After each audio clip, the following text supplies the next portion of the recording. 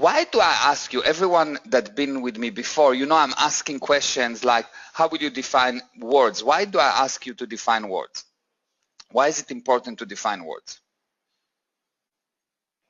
Why do you need to define words? Why do I ask you? Why the definition of failure, success, organization, this, that, why? I think I'm going to explain that. Let me show you something, okay? I'm going to draw something. Okay, so you all seeing my drawing table here. And if this is an idea, let's say this is an idea, okay? Let's make this thing a big idea. Okay, so this is an idea.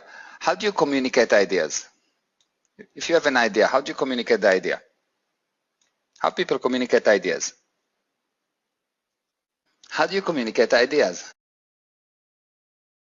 You will see that actually ideas get communicated by number of sentences. Assuming that the sentences are correct, if you understood all the ideas, all the sentences, you will understand the idea. So if you understood this idea and this sentence and this sentence and this sentence and this sentence, you'll understand the idea.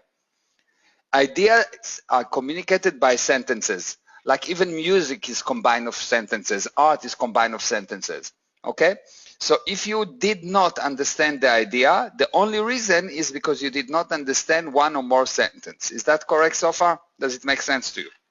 So if you will look, if I communicate ideas only by sentences, if you do not understand the idea, you simply do not understand one or more sentences. Now, I want you to take a microscope and to imagine that you have a microscope and you look into a sentence. If you look into a sentence with a microscope, what will you find? What will you find? Words and symbols, okay? Anything else? If you will look very, very, very well into a sentence, would you find anything else? Emotion are actually a symbol. When I upset, for example, let's say I'm angry, I'm showing it as a symbol. A pattern of words placement, that's symbols or words? You'll see space, comma, anything, even the blank on the paper, everything is a symbol for you. It's either words or symbols. A sentence is composed of words and symbols. You can look with a microscope very, very, very nicely inside. You will not find anything other than words and symbols. Which means that if a sentence is composed only of words and symbols, the only reason you will not understand a sentence is only that you do not understand a word or a symbol. Nothing else. Why? Because there's nothing else there. So sentences are composed of words and symbols.